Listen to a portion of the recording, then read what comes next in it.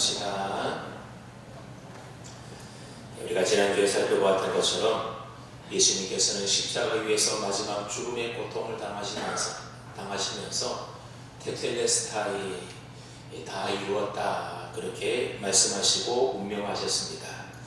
이제 예수님께서 운명하시게 되자 얼마 후에 로마 군인들이 예수님이 정말로 죽었는지 확인 작업을 하게 되는데, 오늘 본문은 예수님의 죽음을 확인하는 그 과정 가운데서 로마 군인이 어떤 행동을 했는지, 그리고 그들이 행한 그 행동이 어떤 의미를 갖고 있는지에 대한 사도 요한의 증언의 내용이 기록되어 있는 말씀이 바로 오늘 본문 말씀입니다.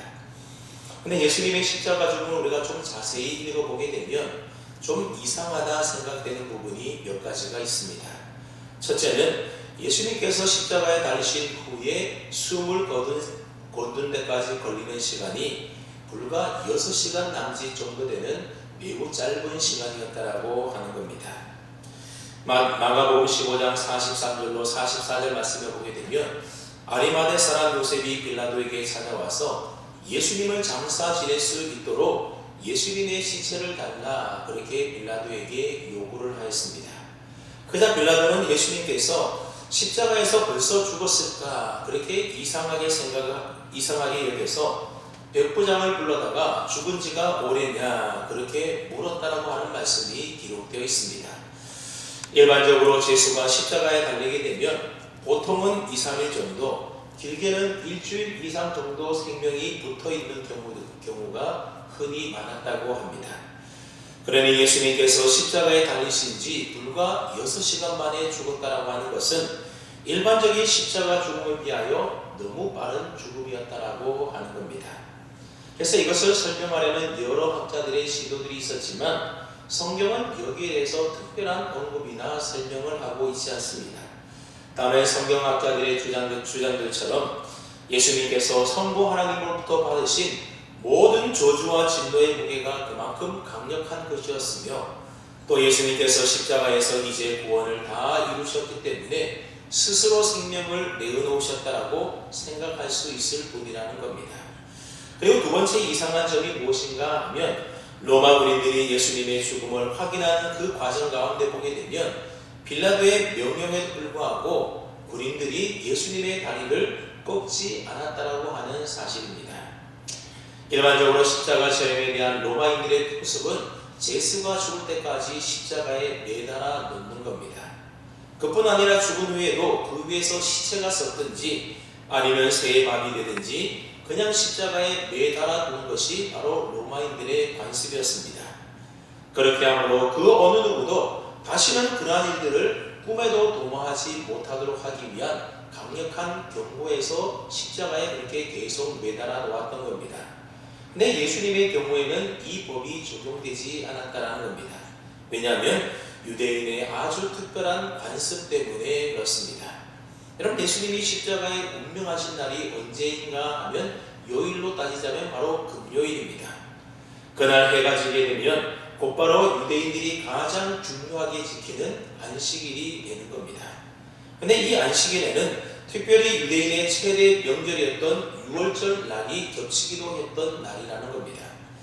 그래서 대제사장들은 이 중요한 거룩한 안식일에 죄인인 예수님의 시체를 십자가에 매달아 놓고 안식일을 지킨다고 하는 것은 하나님께 불경스러운 일이다 그렇게 생각을 했다는 겁니다. 왜냐하면 신명기에 기록된 율법의 말씀 때문에 그렇습니다. 신명기 21장 22절로 23절 말씀에 보게 되면 이런 말씀이 기록되어 있습니다. 사람이 만일 죽을 죄를 범함으로 내가 그를 죽여 나무 위에 달거든 그 시체를 나무 위에 밤새도록 두지 말고, 어떻게 하라고요? 밤새도록 매달아 두지 말고 그날에 장사하여 내 하나님께서 내게 기업으로 주시는 땅을 더럽히지 말라 했습니다. 그리고 나무에 달린 자는 하나님께 저주를 받았기 때문이다 그런 내용이 기록되어 있습니다. 대제사장을 비롯한 유대 종교 지도자들은 이 신명기의 율법의 말씀대로 예수님의 시신을 십자가 위에 밤새도록 두지 않고 그날 장사하게 함으로써 예수님이 저주를 받아서 죽은 자라고 하는 그 암시를 백성들에게 보여주고자 했던 겁니다. 그래서 오늘 보면 32절 말씀을 보게 되면 유대 종교 지도자들이 총독 빌라도에게 찾아와서 안식일이 되기 전에 시체를 매장할 수 있도록 제수들의 다리를 꺾어서 빨리 그들을 죽여달라 요청하는 장면이 31절에 기록되어 있습니다. 십자가형을 당하는 제수는 온몸의 체중을 못 박힌 양손과 더불어서 못 박힌 두 발로 그렇게 지탱하지 않습니까? 근데 세망치로 무릎을 치게 되면 어떻게 되겠습니까? 그렇게 되면 더 이상 다리로 체중을 지탱할 수가 없게 되는 겁니다. 그러면 몸이 아래로 늘어지게 되고, 그러면 흉부의 압박이 가해지고 기도가 좁아지면서 기도가 막혀서 나중에는 결국 숨을 쉴 수가 없어서 질식사하게 된다는 겁니다. 그래서 이스라엘 땅에서 십자가 처형을 당한 제수들의 유골이 발견된 적이 있는데, 그 유골들을 봤더니 그 사람의 한쪽 무릎뼈는 부러져 있고 또 하나의 무릎뼈는 완전히 박살나 있는 나 있었다는 그러한 고고학적 자료도 있습니다. 근데 사실 빌라도 입장에서 본다라고 한다면 십자가의 제수를 오래 놔둘수록 오히려 빌라도에게는 더 좋은 효과가 있는 겁니다. 왜냐하면 앞서 얘기했던 것처럼 그렇게 십자가에 오래 놔두는 것이 바로 경고의 역할을 했기 때문에 그렇습니다. 하지만 유대 종교 지도자들이 빌라도에게 찾아와서 강력하게 그렇게 요구를 했기 때문에 그들의 요청을 들어주지 않을 수가 없었던 겁니다. 그래서 빌라도는 군인들에게 제수들의 다리를 꺾으라고 명령을 내렸던 것입니다. 여러분, 이 빌라도의 명령에 따라서 먼저 군인들은 예수님 양쪽 옆에 달려 있었던 두 제수의 다리를 꺾어서 부러뜨리게 됩니다. 그리고 예수님의 다리로 군인들이 꺾으려고 보았더니 예수님이 이미 운명하셔서 죽어 계셨던 겁니다. 그래서 그들은 예수님의 다리는 꺾어서 부러뜨리지 않았던 겁니다. 여러분, 군인이라는 사람은 어떤 사람들입니까? 명령에 죽고 명령에 사는 사람들이 바로 군인들입니다. 그렇기 때문에 군인들은 상관의 명령에 절대로 복종해야 하는 법인 겁니다. 그래서 이들 군인들도 다리를 꺾으라는 총독의 명령을 받았다고 한다면 제수가 살았든지 죽었든지 다리를 꺾어서 부러뜨리는 것이 정상적인 군인의 행동이었다는 겁니다. 그런데 웬일인지 이들은 예수님의 다리는 꺾지 않았다는 겁니다. 그러니 여러분, 좀 이상하지 않습니까? 그리고 세 번째 이상한 점이 뭔가 하면 군인들이 예수님의 다리를 꺾지 않는 대신에 한 군인이 창으로 예수님의 옆구리를 찔렀다라고 하는 점입니다. 예수님이 이미 죽은 줄 알고서는 뼈를 꺾지 않았다라고 한다면 굳이 옆구리를 또 창으로 찌를 이유는 무엇이겠습니까? 그래도 혹시나 미심쩍어서 죽지 않고 기절하지 않았나, 그래서 아마 찔렀다 생각할 수도 있을 겁니다. 아무튼 한 군인의 전혀 예상 밖의 행동으로 인하여서 예수님의 허리는 창에 찔리게 되었고, 그리고 창이 찔린 곳에서는 피와 물이 쏟아져 나왔다는 겁니다. 사도 요한은 십자가에서 이 모든 광경을 목격한 이후에 이러한 사실을 빠짐없이 오늘 본문에 다 기록해 놓았습니다. 왜냐하면 예수님의 십자가 죽음 후에 일어났던 이 모든 이상한 일들이 결코 우연히 되어진 일들이 아니라 이 모든 일들 속에는 예수님의 죽으심의 의미가 고스란히 담겨져 있는 놀라운 구속의 역사를 담고 있는 일들이었기 때문에 그렇다는 겁니다. 여러분, 제 말소리가 잘 들리는가요? 근데 제가 모니터 소리를 조금 조절해주세요. 제게 너무 울리게 들려가지고. 그래서 오늘 본문은 이 세 가지 이상한 점에 포커스를 맞추어서 요한이 오늘 본문 말씀을 기록하고 있다는 겁니다. 그 다음에 여러분, 사도 요한이 목격한 예수님의 십자가 죽음에 나타난 이 이상한 일들이라고 하는 것은 도대체 어떤 의미를 지니고 있고 무엇을 증거하고 있는 일들이겠습니까? 이 문제를 풀기 위해서 우리가 무엇보다도 가장 먼저 주목해야 될 일이 뭔가 하면, 그것은 바로 예수님께서 죽으신 시간이 언제인가 하는 겁니다. 여러분, 31절 말씀에 보면 이 날이 언제라고 했습니까? 이 날은 준비일이다 그렇게 말했고, 그 다음에 보면 그 안식일이 큰 날이다 그렇게 밝히고 있습니다. 여기서 준비일이라고 하는 말은 6월절 준비일이다 그런 의미의 말입니다. 물론 이 날이 안식일 전날이었기 때문에 안식일을 준비하는 날이라고 그렇게 볼 수도 있을 겁니다. 그러나 오늘 본문의 문맥상으로 볼 때에 이 날이 준비날이라고 하는 것은 유월절 바로 전날인 유월절 준비일을 말하는 것입니다. 그래서 요한복음 19장 14절 말씀에도 보면 이 날을 가리켜서 뭐라고 표현하고 있는가 하면 이 날은 유월절의 준비일이다. 아예 유월절 준비일이라고 밝히고 있습니다. 여러분, 유월절 전날에는 유월절에 먹을 음식을 미리 준비하게 됩니다. 여러분, 유대인들은 그들이 애굽의 노예에서 해방되어 구원받았던 날인 이 유월절을 잊지 않고 기억하기 위해서 유월절에는 아주 특별한 음식을 먹었는데 어떠한 음식을 먹었습니까? 유월절 어린 양의 고기를 먹었고, 그리고 누룩을 넣지 않는 무교병을 먹었고, 그리고 쓴나물을 먹었습니다. 그래서 출애굽한 그날을 기념하는 특별한 식사를 유월절 저녁에 했다는 겁니다.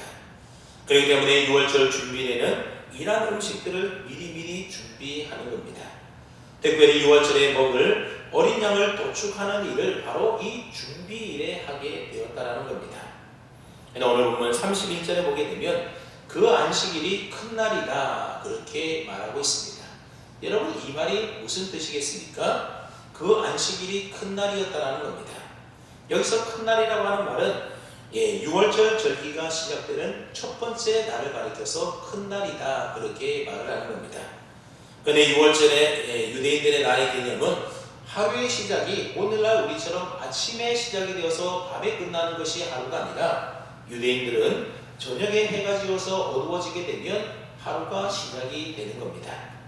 그러니 유월절의 시작도 해가 지는 저녁부터 시작이 되는 겁니다. 그래서 유월절이 시작되는 저녁에는 양고기와 무교병과 쓴나물과 같은 유월절 식사를 하게 되고, 그리고 이제 날이 밝게 되면 큰 성회로 모이게 되는데 이 날이 바로 큰 날이다라고 하는 겁니다. 특이한 것은 그 해의 유월절 큰 날이 공교롭게도 안식일과 겹치게 되었다는 겁니다.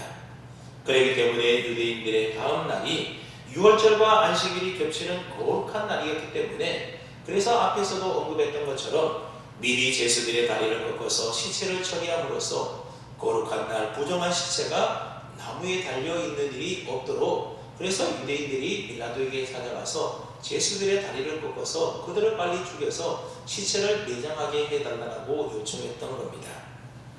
그러니까 여러분, 이 모든 사실을 통하여 우리가 분명히 알 수 있는 사실이 무엇인가 하면 예수님이 십자가에 달려 돌아가실 때가 언제라는 것입니까? 유월절 바로 직전 유월절 준비일이었다고 하는 겁니다. 하지만 공관복음서에 보면 이런 내용들이 기록되어 있지 않습니다. 오히려 예수님께서 잡히시기 전 마가의 다락방에서 제자들과 함께 먹었던 저녁 식사를 가리켜서 유월절 만찬이다 그렇게 표현하고 있습니다. 그럼에도 불구하고 요한복음의 기록들은 꾸준하게 예수님께서는 유월절 전날 준비일인 그날에 십자가에 달려 돌아가셨다는 것을 강조하고 있다는 겁니다. 여러분, 사도 요한이 이처럼 예수님이 죽으신 시각을 유월절 준비일이라고 기록하고 있는 데는 다 나름대로 이유가 있기 때문인 것입니다. 그 다음에 여러분, 사도 요한은 왜 예수님이 십자가에 달려 돌아가신 시점을 유월절 바로 직전 준비일로 이처럼 강조하고 있는 것이겠습니까? 그래서 바로 예수님께서 십자가에 운명하여 죽으신 시간이 그날 저녁 유월절 식사를 위하여 도살당하는 수많은 어린 양의 도살 시간과 같은 시간이었기 때문에 그렇습니다. 그 당시 유월절을 지키기 위해서 멀리 흩어지내던 수많은 유대인들이 예루살렘으로 모여들고 있었습니다. 그리고 이들 모두는 유월절 저녁에 양고기를 먹으면서 유월절을 지키게 됩니다. 그리고 이들이 먹을 수많은 유월절 어린 양들이 예수님께서 십자가에 달려 죽임을 당하던 바로 그 시간에 함께 죽임을 당하였다고 하는 것입니다. 여러분, 이 사실이 무엇을 말하는 것이겠습니까? 예수님이 바로 온 인류를 구원하시기 위한 유월절 어린 양이라는 사실을 요한은 이러한 표현을 통하여 우리에게 말해주고 있는 겁니다.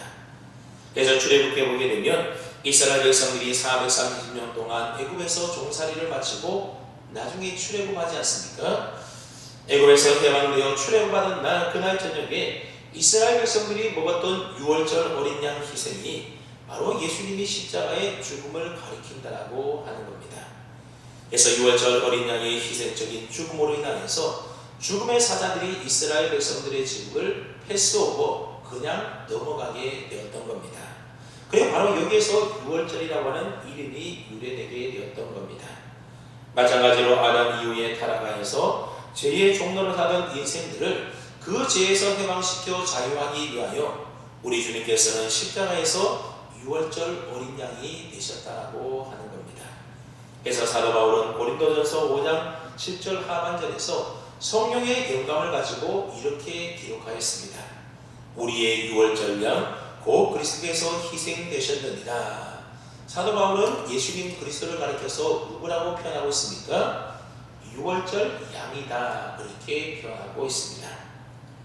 그래서 예수님께서는 죄인을 구원하기 위한 6월절 어린 양으로서 십자가에서 대속의 희생제물이 되셨다라고 하는 겁니다. 그러므로 앞에서 언급했던 예수님 죽음으로 인해서 생겨났던 모든 이상한 그 일들은 요한이 증거해 준 대로 예수님이 6월절 어린 양이라고 하는 관점에서 이 사건들을 살펴보아야 한다는 겁니다. 그래서 33절을 보게 되면 십자가에 달린 제수들이 다리를 쳐서 꺾으라고 하는 이 총독 빌라도의 명령에도 불구하고 군인들은 예수님의 다리를 꺾지 않았습니다. 물론 군인들이 볼 때에는 예수님이 이미 죽으신 것을 보고 굳이 다리를 꺾어서 죽일 필요가 있겠나 그렇게 판단을 내려서 다리를 꺾지 않았을 겁니다. 하지만 그것보다 더 중요한 것이 무엇인가 하면 바로 예수님께서 모든 면에서 6월절 양임을 드러나야 했기 때문에 예수님의 무릎이 꺾이지 않았다라고 하는 사실입니다. 그래서 출애굽기 12장 46절 말씀에 보면 6월절 어린 양을 잡는 규례에 대한 말씀이 기록되어 있는데 어떤 규정인지 우리가 한번 출애굽기 12장 46절 말씀을 함께 읽어보겠습니다. 앞에 자막이 있죠? 시작.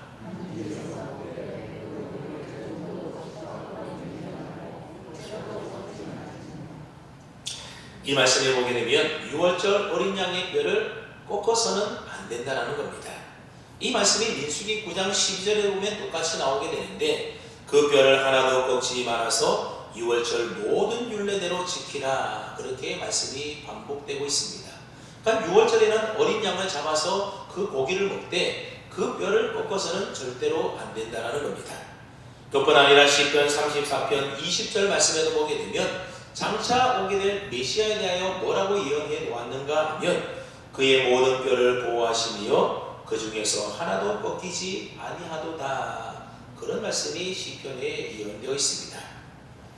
그러니까 예수님은 6월절 어린 양이시기 때문에 그의 다리뼈가 절대로 꺾여서는 안 된다라고 하는 겁니다. 그러나 오늘 본문 31절에 보게 되면 유대 종교 지도자들은 빌라도에게 예수님의 뼈를 꺾어달라고 그렇게 요청하지 않습니까? 물론 이것이 그들이 의도한 바는 아니겠지만 그러나 놀랍게도 그들은 계속해서 하나님의 뜻을 거스리고 또 거역하는 일에 앞장서고 있음을 우리가 발견할 수가 있습니다.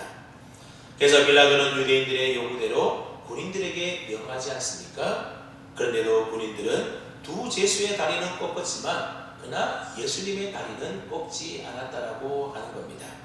왜냐하면 예수님께서는 바로 6월절 어린 양으로 죽임을 당하셔야만 했기 때문에 그렇습니다.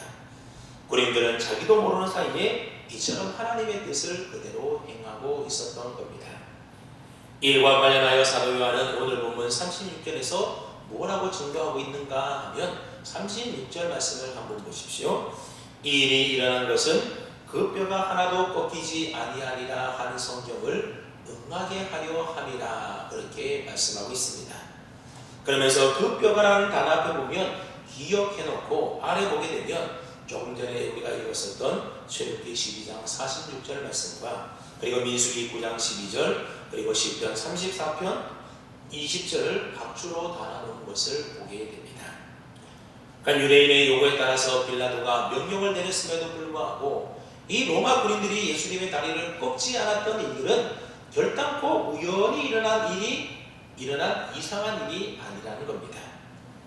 예수님의 다리가 꺾이지 않았던 것은 바로 예수님의 십자가 죽음이 우리의 죄를 대신하여 유월절 희생양이 되셨다는 것을 보이는 증거라고 지금 요한이 이처럼 증언하고 있는 것입니다. 근데 여러분, 만일 로마 군인이 이 유대인의 요구와 총독의 명령에 따라서 예수님의 다리를 꺾었다고 한다면 어떻게 되었겠습니까? 예수님께서는 유월절 어린 양으로서의 자격을 상실하게 되는 겁니다. 그리고 성경의 예언한 말씀을 그대로 성취하지 못했기 때문에 예수님은 어쩌면 메시아로서의 자격도 상실하게 되는 겁니다. 하지만 주님은 그 뼈가 꺾이지 아니하심으로 유월절 양으로서의 모든 요건을 그대로 충족시켰습니다. 그리고 구약 성경에 예언된 말씀을 그대로 다 이루시고 성취하심으로 메시아이심을 증명해 보이신 것입니다. 이처럼 예수님은 모든 면에 있어서 철저하게 자기 백성을 죽음에서 구원하기 위한 유월절 희생양으로서 십자가에 죽으셨다는 것을 오늘 사도 요한이 이처럼 증언하고 있다는 겁니다. 이제 우리는 예수님의 죽음에서 또 한 가지 이상한 점에 대하여 우리가 좀 살펴보고자 하는데, 여러분, 그것은 우리가 앞서도 잠깐 언급했지만 군인 중 한 명이 예수님의 옆구리를 창으로 찔렀더니 예수님의 옆구리에서 물과 피가 흘러나왔다라고 하는 겁니다. 우리 한번 34절 말씀을 함께 읽어보겠습니다. 34절입니다. 시작.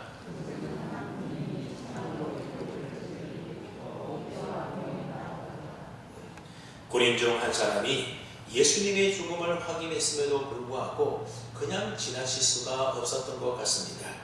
그가 천성이 잔인해서 그랬든지 아니면 예수님의 죽음을 좀 확실하게 확인하고자 그랬는지 명확하게 알 수는 없지만 그는 창을 들어서 예수님의 옆구리를 찔렀습니다.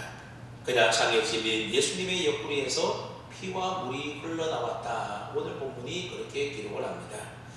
이에 대하여 의학적으로 설명하는 사람들은 예수님을 찌른 날카로운 창이 예수님의 심장을 싸고 있는 심낭을 함께 찔렀기 때문에 심낭에 있는 물과 심장의 피가 한꺼번에 흘러나왔다. 그렇게 이야기를 하기도 합니다.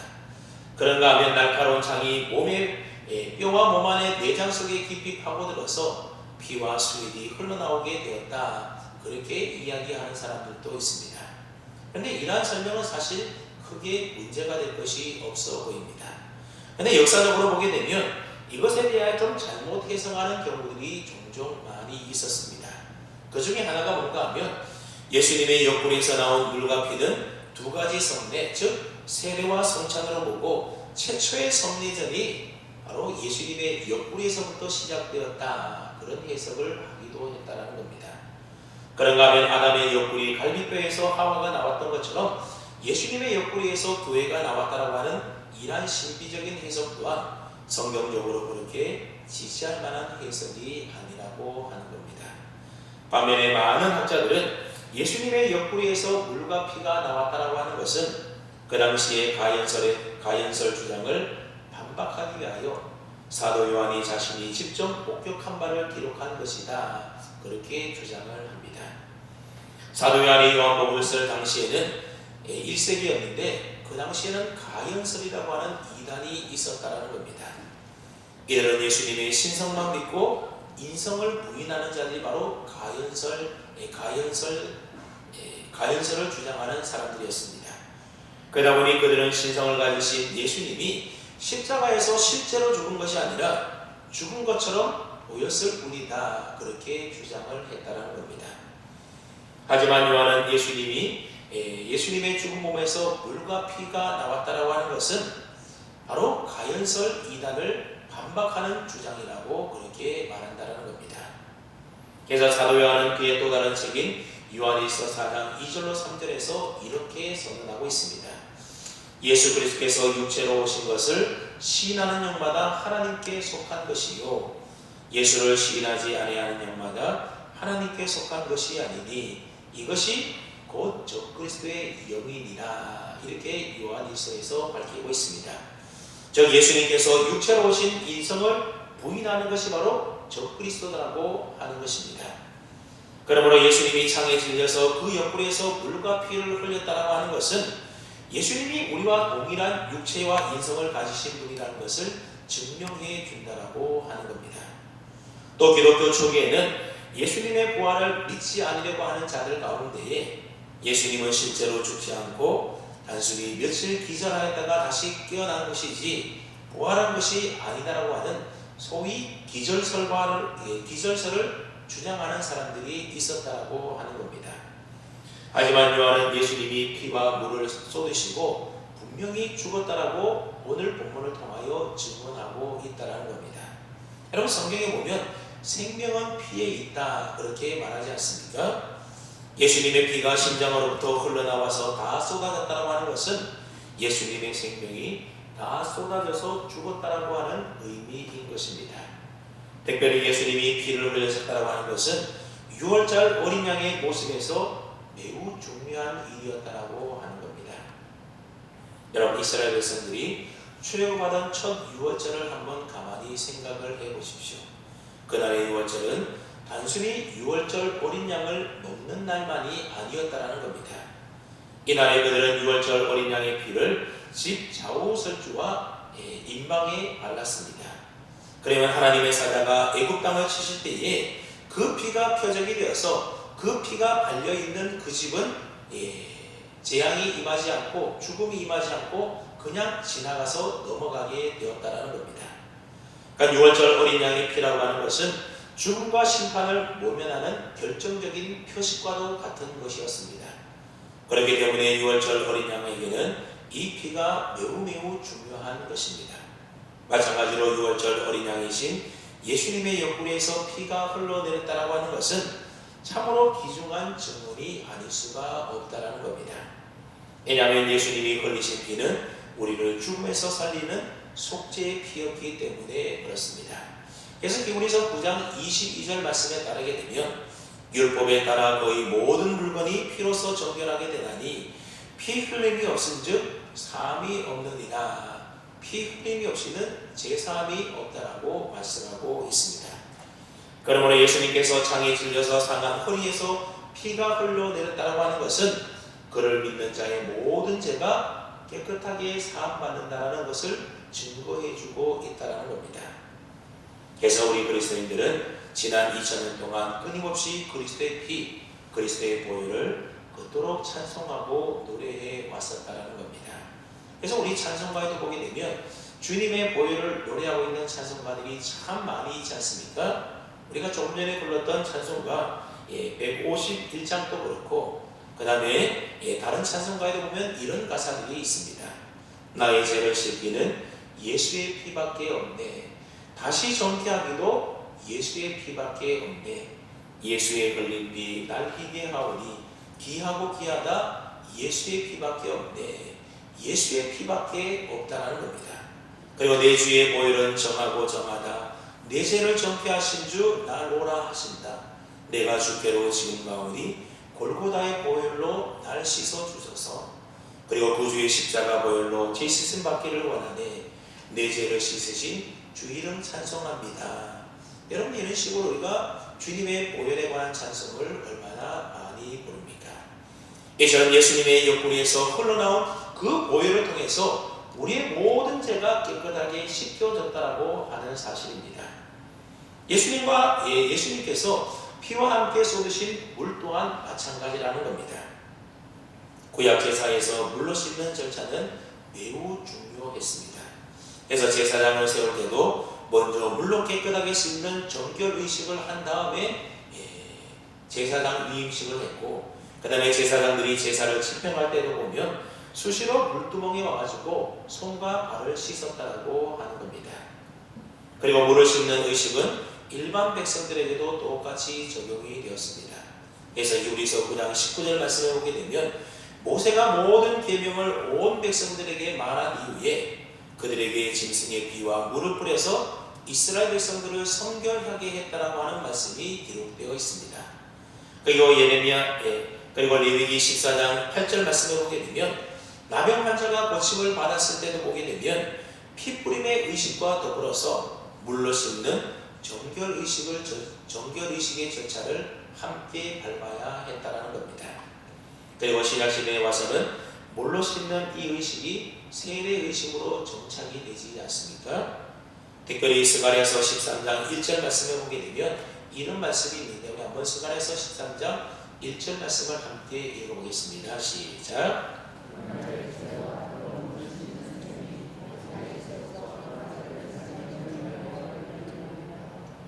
그날의 죄와 더러움을 씻는 셈이 다윗의 족속과 예루살렘 주민을 위하여 열릴 것이다. 그렇게 스가랴가 예언했다는 겁니다. 그렇다면 여러분, 여기서 스가랴 선지자가 예언하고 있는 그날이라고 하는 것은 어느 때를 말하는 것이겠습니까? 바로 우리 주님께서 6월절 어린 양으로서 십자가에서 죽으시는 바로 그날을 가리키는 것입니다. 그러니까 예수님의 십자가 죽음의 이 사건을 통하여 죄와 더러움을 씻는 셈이 터져 나오게 되었다고 하는 겁니다. 우리 그리스도인들은 누군가 하면 바로 예수님의 이 십자가 사건을 통해서 그의 옆구리에서 흘러나온 물과 피를 통하여 그 모든 죄가 깨끗하게 씻음을 받은 자들이 바로 저와 여러분 우리 그리스도인들이라고 하는 사실입니다. 그래서 요한계시록 7장 14절을 보게 되면 요한이 환상을 보게 되는데 하늘 보좌에 둘러서서 하나님과 어린 양을 찬송하는 자들이 있는 광경을 그렇게 환상을 보게 됩니다. 그때 하늘 장로가 요한에게 이들이 누구냐 그렇게 묻는 장면이 나옵니다. 그때 요한이 몰라서 당신이 아십니다 그렇게 대답을 하게 되자 그 장로가 이들이 누구인지에 대하여 이렇게 설명을 하고 있습니다. 이는 큰 환란에서 나오는 자들인데 어린 양의 피에 그 옷을 씻어서 희게 하였느니라 그렇게 말하고 있습니다. 무슨 말인가 하면 어린 양 예수님의 보혈 피로 깨끗하게 씻음 받은 자들이 장차 하늘 보좌에 둘러서서 하나님과 어린 양 예수님을 찬송하게 된다라고 하는 겁니다. 예수님은 이렇게 당신의 죽으심을 통하여 죄와 더러움을 씻는 셈이 터져 나오는 것을 한 군인의 예상치 않는 행동을 통하여 하셨다라고 하는 겁니다. 그러니 한 군인의 예상치 않는 이상한 행동은 결코 우연히 행한 일이 아니라 이것 역시도 하나님의 놀라운 구원의 섭리가 그 속에 있었다는 사실을 우리가 알 수가 있는 겁니다. 여러분, 죄인이 구원받는 것은 기독교라고 하는 종교를 우리가 믿어서도 아니고 우리가 교회에 다녀서도 우리가 구원 얻는 것이 아닙니다. 오직 죄인이 구원받을 수 있는 유일한 길은 예수 그리스도를 믿어서 주님께서 십자가에서 흘리신 그 보혈에 자기의 죄를 씻은 자가 바로 구원을 받게 되는 것입니다. 그래서 베드로전서 1장 18절로 19절에서 이렇게 쓰고 있습니다. 너희가 알거니와 너희 조상이 물려준 헛된 행실에서 대속함을 받은 것은 은이나 금 같은 없어질 것으로 된 것이 아니요 무엇으로 되었다라는 겁니까? 오직 흠없고 점없는 어린 양 같은 그리스도의 보배로운 피로 한 것입니다. 그렇게 말하고 있습니다. 우리가 죄에서 대속함을 얻어서 구원을 받은 것은 은이나 금과 같은 그런 것들로 되어진 것이 아니라 오직 어린 양 되시는 주님의 보배로운 피로서 그렇게 되었다라는 겁니다. 여러분, 이것이 바로 우리 그리스도인들이 예수님의 보혈을 찬송하는 이유지 않겠습니까? 그래서 페니크로스비 여사는 십자가로 가까이 나를 이끄시고 거기에 흘린 보혈로 정케 하옵소서 그렇게 찬송을 했고, 그리고 어거스터스 토플레이비는 만세반석 열리니 내가 들어갑니다. 창의 허리 상하여 물과 피를 흘린 것 내게 도움되어서 정결하게 하소서 그렇게 찬송을 했던 것입니다. 이제 마지막으로 사도 요한은 본문 37절에서 구약의 한 예언을 소개하고 있는데 우리 한번 37절 말씀을 우리가 무슨 예언을 했는지 한번 읽어보겠습니다. 시작.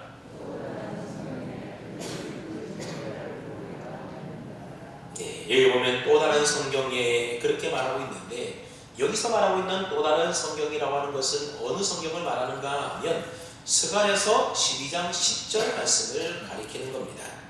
스가랴서 12장 10절 말씀에 보게 되면 이런 예언의 말씀이 기록되어 있습니다. 내가 다윗의 집과 예루살렘 주민에게 은총과 간구하는 심령을 부어주리니 그들이 그 지른 바 그를 바라보고 그를 위하여 애통하기를 독자를 위하여 애통하듯 하며 그를 위하여 통곡하기를 장자를 위하여 통곡하듯 하리로다. 그럼 이게 무슨 말인가 하면 이 예언을 보게 되면 그들이 그 지른바 그를 바라보며 애통할 것이다. 그런 예언의 말씀이라는 겁니다. 이게 무슨 말인가 하면 좀 더 구체적으로 얘기를 해보자면 예수님을 십자가에 못 박고 옆구리를 창으로 찌른 자가 나중에 예수님을 바라보면서 통곡하게 될 것이다. 그런 의미의 예언의 말씀입니다. 그 다음 여러분, 이 예언의 말씀은 언제 이루어지게 될 예언의 말씀이겠습니까? 바로 먼 날 장차 주님이 재림하실 그날에 이루어지게 될 예언의 말씀인 것입니다. 이것을 요한계시록 1장 7절이 잘 가르쳐주고 있는데 한번 우리 요한계시록 1장 7절 말씀을 함께 읽어볼까요? 시작! 볼지어다 그가 구름을 타고 오시리라. 각 사람의 눈이 그를 보겠고 그를 찌른 자들도 볼 것이요 땅에 있는 모든 족속이 그로 말미암아 애곡하리니 그러하리라. 아멘. 마지막 종말 때가 되게 되면 주님을 십자가에 못 박고 주님을 옆구리에 창으로 찌른 자도 부활하게 되어서 그때 그가 주님을 보게 될 날이 오게 될 것이라고는 예언의 말씀입니다. 그들뿐만 아니라 땅에 있는 모든 족속이 다 부활하여서 주님으로 말미암아 애곡하는 일이 있게 될 것이라는 예언의 말씀인 겁니다. 여러분, 이게 무슨 말이겠습니까? 지금은 비록 예수님을 십자가에 못 박아 죽게 한 대제사장이나 또는 엉터리 재판을 했던 빌라도나 또는 예수님을 십자가에 못 박고 그 옆구리를 찌른 군인들이 아무도 심판받지 않는 것처럼 보인다는 겁니다. 그래서 마치 유대인 제사장들이 승리한 것처럼 보이기도 합니다. 그러나 그것이 끝이 아니라는 겁니다. 앞으로 예수님이 부활하시고 하늘로 승천하셨다가 나중에 다시 재림하실 것인데 그때에는 재림주로 오시는 주님을 심판대에서 그들이 모두 다 보게 될 것이고 그들이 행한 일로 말미암아 결국 애곡하며 통회하게 될 것이다. 통곡하게 될 것이다. 그런 예언의 말씀이 바로 이 말씀이라는 겁니다. 그래서 사도 요한은 오늘 본문 30절에서 지금 그것에 대하여 말하고 있는 것입니다.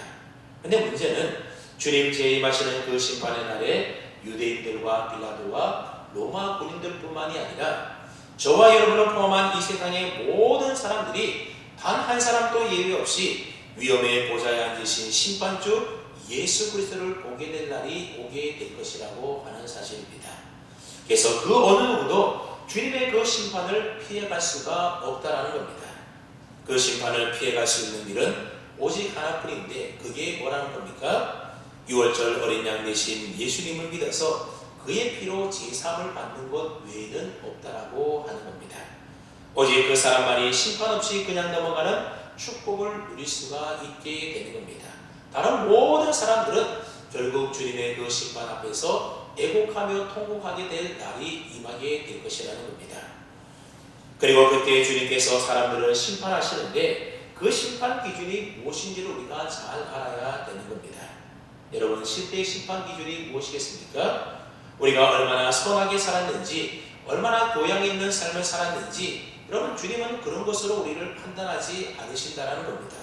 오직 한 가지, 주님이 흘리신 보혈로 자기의 죄를 씻은 자인가 아닌가, 이것 하나만 보신다라고 하는 겁니다. 그렇다면 여러분들은 어떻게 잘 준비가 되셨습니까? 예전에 한번 새벽기도 시간에 설교한 적이 있었는데 서울 사랑의 교회를 담임하셨던 고 옥하는 목사님께서 돌아가시고 일주기 추모 감사 예배 때에 옥하는 목사님의 생전 설교 가운데 성도들이 가장 좋아하고 사랑했던 설교 몇 편을 편집해서 보여준 적이 있습니다. 그때 옥하는 목사님께서 설교하신 내용 가운데 이런 내용을 설교했던 것이 아직도 기억이 납니다. 누구든지 하루에 단 10분만이라도 십자가 아래 무릎을 꿇고 십자가에서 흘러내리는 예수님의 피에 손을 담그면 그것으로부터 승리하지 못할 능력을 얻지 못할 일이 없다. 그런 내용의 설교였습니다. 자녀성도 여러분, 우리 주님께서는 십자가 위에서 죽으신 후에도 우리를 구원하시기 위한 6월절 어린 양으로서 그 뼈가 꺾이지 아니하셨고 그 옆구리에서 피와 물을 쏟아서 우리의 모든 죄를 다 깨끗하게 씻어 주셨습니다. 오늘도 겸손히 그 주님의 십자가 아래 우리가 나아가서 나의 죄를 위하여 흘리신 그 주님의 피와 물에 나의 더러운 손을 담고서 깨끗하고 정결하게 되어서 주님이 주시는 그 능력 안에 우리 모두가 살아가도록 힘써야 하지 않겠습니까? 그래서 마지막 종말의 날에 위험의 심판대 앞에서 우리 주님 만나 뵈올 때에 다른 모든 자들이 슬퍼하며 애통할지라도 우리는 할렐루야 기뻐 찬송하며 주님의 보좌에 둘러서서 하나님과 어린 양 보좌에 앉으신 어린 양을 그렇게 찬송할 수 있는 그러한 은혜 마셔가는 모두에게 있기를 주님의 이름으로 축원합니다. 아멘. 하나님 아버지